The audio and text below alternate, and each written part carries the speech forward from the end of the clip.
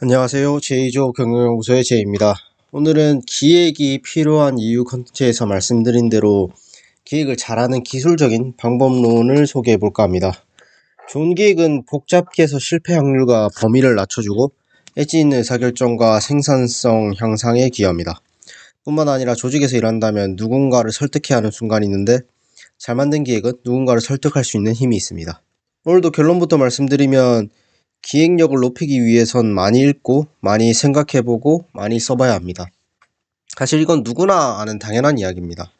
또 다독에 대한 이야기는 다른 컨텐츠에서도 많이 하기 때문에 오늘 저는 다상량과 다작을 연습할 수 있는 구체적인 방법론에 대해 공유해 보겠습니다.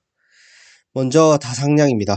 많이 생각하는 것에도 연습하는 방법이 따로 있습니다. 제가 오늘 소개해 드릴 것은 5Y 기법과 맥킨지 이슈 트리입니다.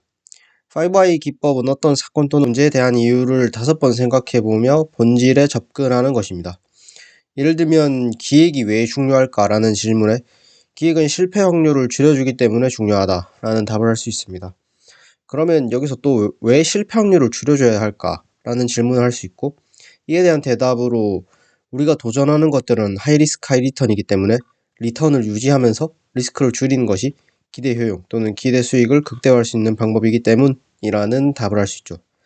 이처럼 왜라는 질문을 5번 하면서 그 본질에 대해 생각을 해보는 것입니다. 다음은 맥킨지 이슈트리입니다. 로직트리라고 부르기도 하는 이슈트리는 어떤 사건 또는 문제를 나뭇가지 형태로 세분화하여 정리하는 프레임워크입니다. 제가 지금 하는 것처럼 기획을 잘하는 법에 대해 이슈트리를 작성하면 다음과 같습니다. 보시는 것처럼 나뭇가지 형태로 그래프를 만들어 보는 것인데요. 이렇게 이슈트리를 이용하면 생각을 논리적으로 전개할 수 있고 사건 또는 문제의 전체 구조를 파악할 수가 있습니다. 이슈트리를 작성할 때 주의하는 것은 미시 원칙을 지키는 것입니다.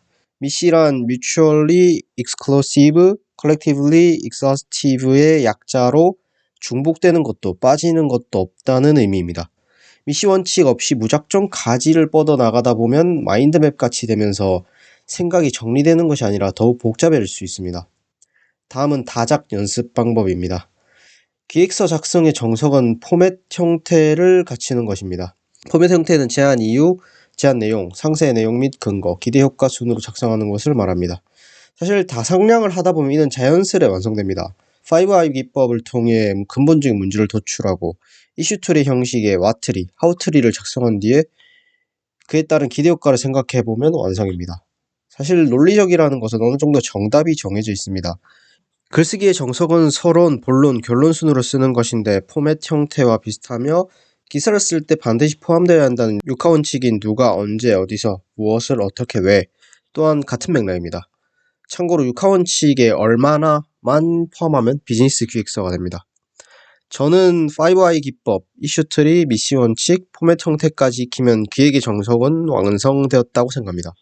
하지만 저는 여기에 내러티브식 글쓰기 연습을 하실 것을 강력히 추천합니다.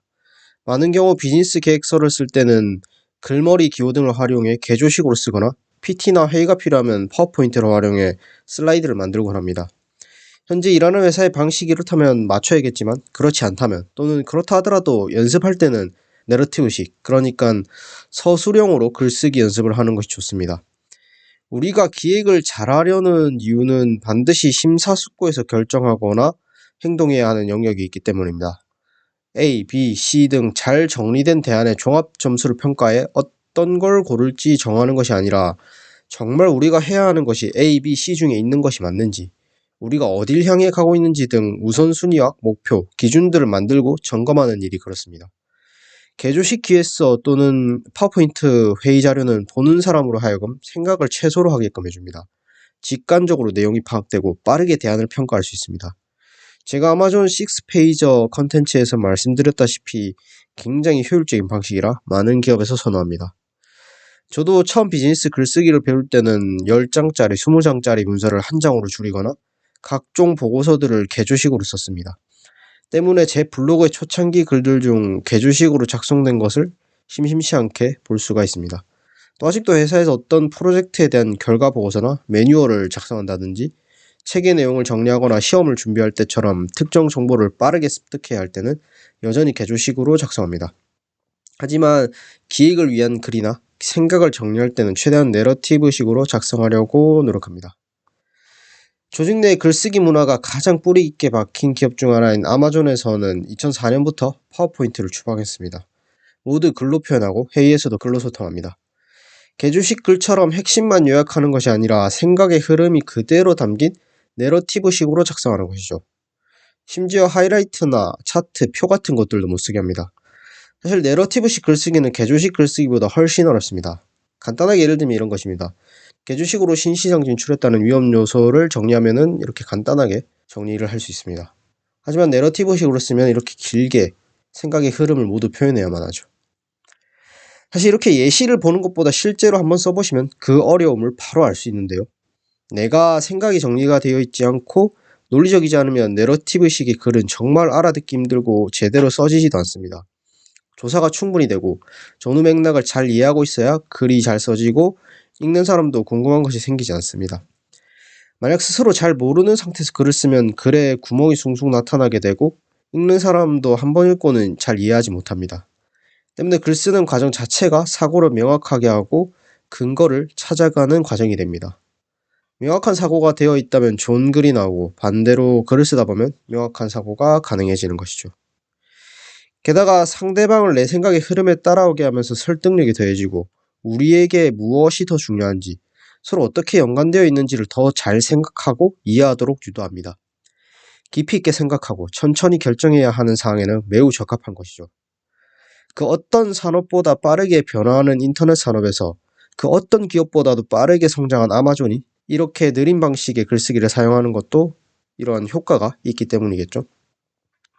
물론 기획을 연습한다고 해서 그 효과가 바로 나타나진 않습니다. 때문에 최대한 빨리 시작해서 오랜 시간 동안 꾸준히 연습해야 합니다.